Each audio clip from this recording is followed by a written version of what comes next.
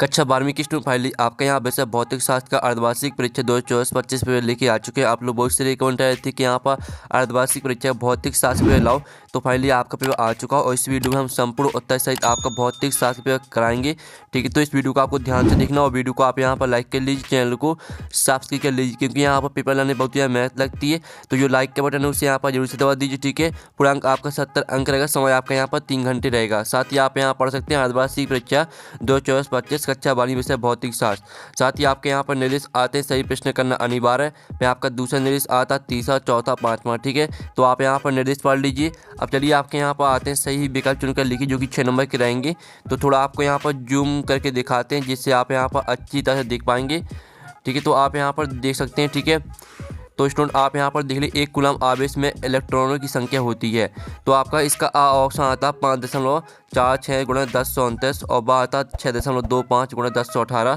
फिर आपका सा आता है 1.6 गुणा 1019 और आपका दा ऑप्शन आता है 90 गुणा 1011। ठीक है, तो जो आपके यहाँ पर दिया गया 1 कूलम आवेश में इलेक्ट्रॉनों की संख्या होती है, तो इसका राइट आंसर आपका बा हो जाएगा। ठीक है, 6.25 गुणा 1018। फिर आपका जो यहाँ पर दूसरा आता है, तो दूसरा देख लीजिए। ठीक है, आवेश 10 कूलम से किसी चलक के विभव में वृद्धि 2 वोल्ट होती है, तो चलक की धारिता 5 फैराड और बा आता 10 फैराड और आपका सा आता 20 फैराड और आपका दा आता 25 फैराड। तो इसका राइट आंसर आपका आ हो जाएगा 5 फैराड। ठीक है, फिर आपके यहाँ पर तीसरा आता है, तो तीसरा आप यहाँ पर देख लीजिए 100 प्रेरकत्व का मात्रक है हेनरी और बा आता आपका फैराडे और सा आता आपका वेबर और दा आता टेस्ला। तो यहाँ पर 100 प्रेरकत्व का मात्रक है, तो इसका राइट आंसर आपका आ हो जाएगा हेनरी। फिर आपके यहाँ पर चौथा आता है, तो चौथा आप यहाँ पर देख लीजिए, एक आवेशित कण समचुंबकीय क्षेत्र में इसके समांतर प्रवेश करता है, तो कण का पथ कैसा होगा।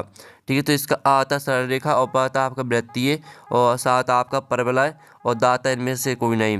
तो जो आपके यहाँ पर दिया गया, एक आवेशित कण समचुंबकीय क्षेत्र में इसके समांतर प्रवेश करता है, तो कण का पथ कैसा होगा। तो इसका राइट आंसर आपका आ हो जाएगा सरल रेखा। फिर आपका पांचवा आता है, तो पांचवा देख लीजिए, निम्नलिखित में सबसे अधिक आवृत्ति वाली तरंग है। तो आपका आता अवरक्त और बाता आपका रेडियो तरंग है और सा आता आपका दृश्य प्रकाश और दाता पराबैंगनी तरंग। तो जो आपके यहाँ पर दिया गया निम्नलिखित में सबसे अधिक आवृत्ति वाली तरंग है, तो इसका राइट आंसर आपका दा हो जाएगा पराबैंगनी तरंग।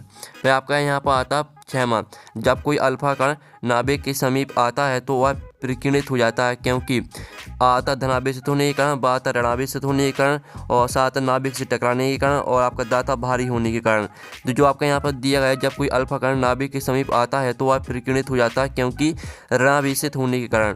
ठीक है, आपका 6वें का बा करेक्ट आंसर है ऋणावेशित होने के कारण। फिर आपके यहाँ पर प्रश्न 2 आता रिक्त स्थानों की पूर्ति की, जो कि आपके 6 नंबर के रहेंगे। तो पहला आता एकल ऋणावेश के लिए स्थिर विद्युत क्षेत्र रेखाएं डॉट डॉट से प्रारंभ होती हैं। तो यहाँ पर एकल ऋणावेश के लिए स्थिर विद्युत क्षेत्र रेखाएं अनंत से प्रारंभ होती हैं, तो पहले का आंसर आपका अनंत हो जाएगा। ठीक है, अनंत आपका पहले का आंसर रहेगा। फिर जो आपका यहाँ पर दूसरा आता है, तो दूसरा आप यहाँ पर देख लीजिए, क्यू आवेश से आर दूरी पर स्थित किसी बिंदु पर विद्युत विभव का व्यंजक डॉट डॉट है। तो यहाँ पर क्यू आवेश से आर दूरी पर स्थित किसी बिंदु पर विद्युत विभव का व्यंजक रहेगा आपका यहाँ पर।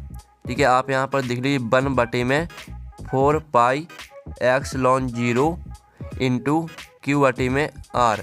ठीक है, आप यहाँ पर देख लीजिए Q/r, इसका आपका यहाँ पर आंसर हो जाएगा। ठीक है, इस तरह से 1/4 पाई एप्सिलॉन 0 इंटू Q/r। ठीक है, आपका यहाँ पर विद्युत विभव का व्यंजक हो जाएगा। फिर आप यहाँ पर देख किरचॉफ का प्रथम नियम डॉट डॉट किस सिद्धांत पर आधारित है। तो यहाँ पर किरचॉफ का प्रथम नियम, ठीक है, आवेश संरक्षण के सिद्धांत पर आधारित है, तो इसका राइट आंसर आपका रहेगा आवेश संरक्षण। ठीक है, आप यहाँ पर देख लीजिए आवेश संरक्षण आपका इसका आंसर हो जाएगा। तो आपको यहाँ पर अच्छी से याद कर लेना है। फिर आपका जो यहाँ पर चौथा आता चुंबकीय क्षेत्र एक डॉट डॉट सदस्य डॉट डॉट राशि है। तो यहाँ पर चुंबकीय क्षेत्र एक आपकी सदस्य राशि है। ठीक है, सदस्य आपका इसका राइट आंसर हो जाएगा। फिर जो आपके यहाँ पर आता है, ठीक है, आप यहाँ पर देख लीजिए 5वां, एक कुंडली के अंदर लोहे का क्रोड रखने पर उसका 100 प्रेरकत्व डॉट डॉट जाता है। तो यहाँ पर एक कुंडली के अंदर लोहे का क्रोड रखने पर उसका 100 प्रेरकत्व, ठीक है, बढ़ जाता है, तो इसका राइट आंसर आपका बढ़ हो जाएगा। फिर जो आपके यहाँ पर आता है, ठीक है, 6वां, गोली दर्पण के ध्रुव से फोकस तक की दूरी को डोडो कहते हैं। तो यहाँ पर गोली दर्पण के ध्रुव से फोकस तक की दूरी को फोकस दूरी कहते हैं। ठीक है, इसका राइट आंसर आपका हो रहेगा फोकस दूरी। ठीक है। फोकस दूरी इसका राइट आंसर हो जाएगा, फोकस दूरी कहते हैं। तो इस तरह से जो आपके रिक्त स्थान वो कंप्लीट हो जाते हैं। प्रश्न आपका 3 आता है, सत्ता का चयन करके लिखिए जो कि आपके यहाँ पर रहेंगे, ठीक है, 5 नंबर के। ठीक है, तो आपका पहला आता है 2 समबाहु पृष्ठ कभी एक दूसरे को नहीं काटती, तो पहला आपका रहेगा बिल्कुल यहाँ पर सत्य। ठीक है, पहला आपका सत्य रहेगा। फिर आपका जो दूसरा आता है विद्युत धारा ले जाने वाली कुंडली चुंबकीय विद्युत द्विध्रुव की तरह व्यवहार करती है, तो आपका यह भी सत्य हो जाएगा। फिर जो आपका यहाँ पर आता है तीसरा, किसी लोह चुंबकीय पदार्थ की पारगम्यता एक से अधिक होती है, तो आपका यह भी सत्य हो जाएगा। फिर जो आपका यहाँ पर चौथा आता है ट्रांसफार्मर का उपयोग डीसी परिपथ में किया जा सकता है, तो आपका यह भी सत्य रहेगा। और जो आपका यहाँ पर पाँचवा आता है किसी चला का आवेश बढ़ाने से उसका प्रभाव घटता है, तो पाँचवा आपका असत्य हो जाएगा। ठीक है, पाँचवा आपका असत्य रहेगा। और जो आपका जो आपका यहाँ पर चौथा दिया गया था ट्रांसफार्मर का उपयोग डीसी परिपथ में किया जा सकता है, तो यह भी आपका असत्य है। ठीक है, आपका पहला सत्य रहेगा, दूसरा भी सत्य, तीसरा भी सत्य, चौथा आपका असत्य हो जाएगा, पाँचवा भी असत्य। ठीक है, अब चलिए आपके यहाँ पर नेक्स्ट क्वेश्चन देख लेते हैं। तो प्रश्न आपका यहाँ पर 4 आता है, ठीक है, सही जोड़ी बनाइए जो कि आपके स्तंभ अवयव में दी सही जोड़ी। और साथ ही आप यहाँ पर देख लीजिए स्टूडेंट, ठीक है, आपकी 6 नंबर की सही जोड़ी रहेंगी। पहली आती है संधारित्र, तो इसको आपको हेनरी से मैच करना है। और जो आपकी दूसरी आती है विद्युत द्विध्रुव की इकाई, तो इसको आपको कूलम मीटर से मैच करना है। और तीसरी आती है आपकी लॉरेंज बल, तो इसको आपको न्यूटन से मैच करना है। जो चौथी आती है पारस्परिक प्रेरण, तो इसको आपको चार्ज का भंडारण से मैच करना है। और पाँचवीं आती है प्रेरित ईएमएफ, तो इसको आपको चुंबकीय प्रवाह में परिवर्तन से मैच कर देना है। और जो आपकी 6वीं आती है किरचॉफ का नियम, तो इसको आपको जटिल विद्युत परिपथ का अध्ययन से मैच कर देना है। ठीक है, और साथ ही हमने यहाँ पर नंबर लिख दिए हैं कौन में आपको कौन सी मैच करनी है। ठीक है, तो आप यहाँ पर देख सकते हैं। ठीक है, तो आपने यहाँ पर सही जोड़ी अच्छे से यहाँ पर याद कर ली होंगी। ठीक है, और चलिए आपका नेक्स्ट क्वेश्चन देख लेते हैं। तो प्रश्न आपका 5 आता है एक शब्द वाक्य में उत्तर दीजिए जो कि आपके 5 नंबर के रहेंगे। तो पहला आता है समानता प्लेट संधारित्र की प्लेटों के बीच की दूरी बढ़ाने से उसकी धारिता पर क्या प्रभाव होगा, तो इसका राइट आंसर रहेगा धारिता कम हो जाएगी। ठीक है, आप यहाँ पर देख लीजिए धारिता, आपके यहाँ पर धारिता कम हो जाएगी, ये आपका यहाँ पर राइट आंसर रहेगा। ठीक है, कम हो जाएगी, ये आपका यहाँ पर आंसर हो जाएगा। तो आप यहाँ पर अच्छे से याद कर लीजिएगा। फिर आपका यहाँ पर दूसरा आता है अनुगमन वेग और विद्युत क्षेत्र की तीव्रता में संबंध लिखिए। तो जो आपके यहाँ पर दिया गया अनुगमन, ठीक है, अनुगमन वेग और विद्युत क्षेत्र की तीव्रता में जो आपका संबंध रहेगा वो आप यहाँ पर देख लीजिए, आपका यहाँ पर ये संबंध हो जाएगा। ठीक है, आप यहाँ पर देख लीजिए, ये आपका संबंध रहेगा अनुगमन वेग और विद्युत क्षेत्र की तीव्रता में संबंध। फिर आपका जो यहाँ पर तीसरा आता है किस प्रकार के आवेश समूह के लिए विद्युत क्षेत्र एक समान रहता है, तो इसका आंसर रहेगा, ठीक है, पृथक्कृत स्वतंत्र धनावेश के लिए। ठीक है, इसका जो आंसर है वो हम आपको लिखित आंसर भी दिखा देंगे, टेंशन नहीं लेना है आपको। चौथा आता है लेंस के लिए यू तथा भी एवं एफ में संबंध लिखिए। तो इसका जो आपका संबंध रहेगा वो रहेगा आपका 1/f। ठीक है, आप यहाँ पर देख लीजिए 1/f बराबर आपका 1/v माइनस 1/में आपका u। ठीक है, ये आपका यहाँ पर हो जाएगा संबंध। अब चलिए आपके यहाँ पर आता है 5वां फिंगरप्रिंट की जांच के लिए कौन सी तरंगें उपयोग में लाई जाती हैं, तो यहाँ फिंगरप्रिंट की जांच के लिए आपकी पराबैंगनी तरंगें उपयोग में लाई जाती हैं। ठीक है, पराबैंगनी तरंग आपका इसका राइट आंसर रहेगा, पराबैंगनी तरंग। ठीक है, पराबैंगनी यहाँ पर तरंगें उपयोग में आपकी लाई जाती हैं। ठीक है, इस तरह से जो आपके एक शब्द वाक्य में उत्तर है वो कंप्लीट हो जाते हैं। और साथ ही इनका जो लिखित आंसर है वो भी आप यहाँ पर देख लीजिए। ठीक है, पहले का आंसर आपका धारिता कम हो जाएगी, और दूसरे का आंसर भी देख लीजिए, तीसरे का आंसर रहेगा आपका पृथक स्वतंत्र धनावेश के लिए, चौथे का आंसर देख लीजिए, और 5वें का आंसर। ठीक है, और साथ ही ये आपका यहाँ पर रिक्त स्थान का सॉल्यूशन है, तो इसका भी आप स्क्रीनशॉट ले लीजिए, आपका रिक्त स्थान का सॉल्यूशन। और ये आपके यहाँ पर, ठीक है, सत्य का सॉल्यूशन है। ठीक है, तो इस तरह से जो आपके ऑब्जेक्ट है वो पूरे यहाँ पर कंप्लीट हो जाते हैं। अब आपका प्रश्न यहाँ पर 6 आता है, ठीक है, विद्युत संबंधी कूलाम का नियम लिखिए। तो स्टूडेंट जो आपका यहाँ पर 6 में का आंसर रहेगा कूलाम का नियम, वो आप यहाँ पर देख लीजिए। कूलाम का नियम, इस नियम अनुसार दो स्थिर बिंदुत आवेशों के बीच लगने वाला आकर्षण प्रतिकर्षण बल F दोनों आवेशों की मात्राओं A1/A2 के गुणनफल के अनुक्रमानुपाती तथा दोनों आवेशों के बीच की दूरी r के वर्ग के व्युत्क्रमानुपाती होता है। तो इस तरह से आपको यहाँ पर अनुदिश होती है यहाँ तक पूरे, यानी आपको पूरे आंसर याद करना है। फिर जो आपका इसका अथवा आता है, तो अथवा आप यहाँ पर देख लीजिए। ठीक है, आवेशों के अध्यारोपण का सिद्धांत लिखिए। ठीक है, तो आप यहाँ पर देख लीजिए अध्यारोपण के सिद्धांत के अनुसार किसी आवेश पर, ठीक है, अनेक अन्य आवेशों के कारण परिणामी बल प्रत्येक अन्य आवेश द्वारा उस अकेले आवेश पर लगने वाले बलों के सदिश योग के बराबर होता है। ये आपका 6 में का अथवा का आंसर। फिर जो आपके यहाँ पर दिया गया, ठीक है, समविभव पृष्ठ किसे कहते हैं, तो जो इसका आंसर वो देख लेते हैं। तो आप यहाँ पर दिल्ली समविभव पृष्ठ वह पृष्ठ है जिसके प्रत्येक बिंदु का विभव एक समान रहता है। और साथ ही इसकी आप विशेषता देख लीजिए, पृष्ठ के प्रत्येक बिंदु का विभव का मान एक समान होगा और एकांक धन आवेश को इस पृष्ठ के एक बिंदु से दूसरे बिंदु तक ले जाने में कोई कार्य नहीं करना पड़ता। इस तरह तीसरा पॉइंट, चौथा पॉइंट भी आपको याद करना है। फिर जो आपके यहाँ पर देख लीजिए, आपके यहाँ पर जो इसका अथवा था, किसी खोखले गोलीय चलक के अंदर विभव नियत क्यों रहता है। तो आपका जो सातवें का आंसर अथवा का आंसर है वो देख लेते हैं। तो आप यहाँ पर देख लीजिए, जब किसी खोखले चालक को आवेशित किया जाता है तो संपूर्ण आवेश उसके बाएं पृष्ठ पर ही रहता है। तो इस तरह से आपको विभव एक समान रहता है, यहाँ तक पूरे याद कर लेना है। अब चलिए आपके यहाँ पर आता आठवां, मोटर गाड़ी को स्टार्ट करने पर उसकी हेडलाइट कुछ मंद क्यों हो जाती है। तो इसका आंसर देख लीजिए, गाड़ी स्टार्ट करने पर स्टार्टर गाड़ी की बैटरी से एक उच्च धारा लेता है। इसके फलस्वरूप आंतरिक प्रतिरोध पर विभव पतन बढ़ जाता है, जिससे बाएं विभवांतर में कमी हो जाती है। इसके कारण ही कार की हेडलाइट कुछ मंद पड़ जाती है। ये आपका आंसर रहेगा, ठीक है। फिर आपका यहाँ पर जो आठवें का अथवा दिया गया, जिसमें आपको ओम का नियम लिखना है, ठीक है। ओम का नियम लिखिए। तो जो इसका आंसर है वो हम यहाँ पर देख लेते हैं। तो आप यहाँ पर देख लीजिए, ओम का नियम, यदि किसी चालक की भौतिक अवस्था जैसे लंबाई तब आदि में परिवर्तन ना हो तो उसमें प्रवाहित होने वाली विद्युत धारा उसके सिरों पर लगाए गए विभवांतर के अनुक्रमानुपाती होती है।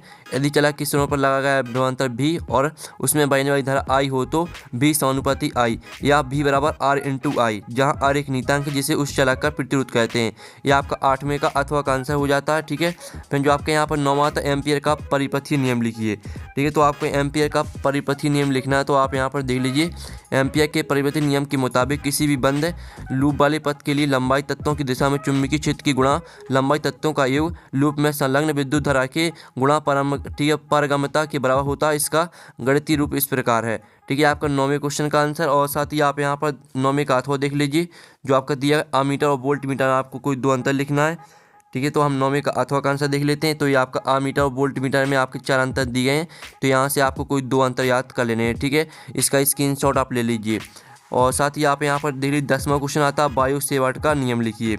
तो वायु सेवाट का नियम आप यहाँ पर देख लीजिए, धारावाही चालक से उत्पन्न, ठीक है, चुंबकीय क्षेत्र की तीव्रता चालक में प्रवाहित धारा आई के अनुक्रमानुपाती होती है। चालक से बिंदु दूरी की वर्ग की व्युत्क्रमानुपाती होती है। इस तरह से पूरा आपको अनुक्रमानुपाती होती है, यहाँ तक याद करना है। ये आपका 10वें क्वेश्चन का आंसर हो जाता है। फिर जो आपका यहाँ पर 10वें का अथवा दिया गया है, ठीक है, चुंबकीय क्षेत्र रेखाओं के कोई दो गुण लिखिए।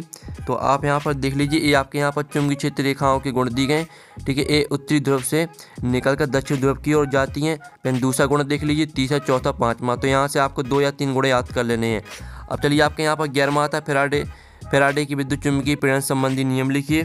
तो जो इसका आंसर रहेगा वो आप यहाँ पर देख लीजिए, इसका आंसर रहेगा फैराडे का प्रथम नियम। इस नियम के अनुसार जब किसी कुंडली से संबद्ध चुंबकीय फ्लक्स के मान में परिवर्तन होता है तो कुंडली में प्रेरित विद्युत वाहक बल तथा प्रेरित धारा उत्पन्न होती है, ठीक है। इस तरह से पूरा आपको यहाँ पर दर के समानुपाती होता है, यहाँ तक याद कर लेना है, ठीक है।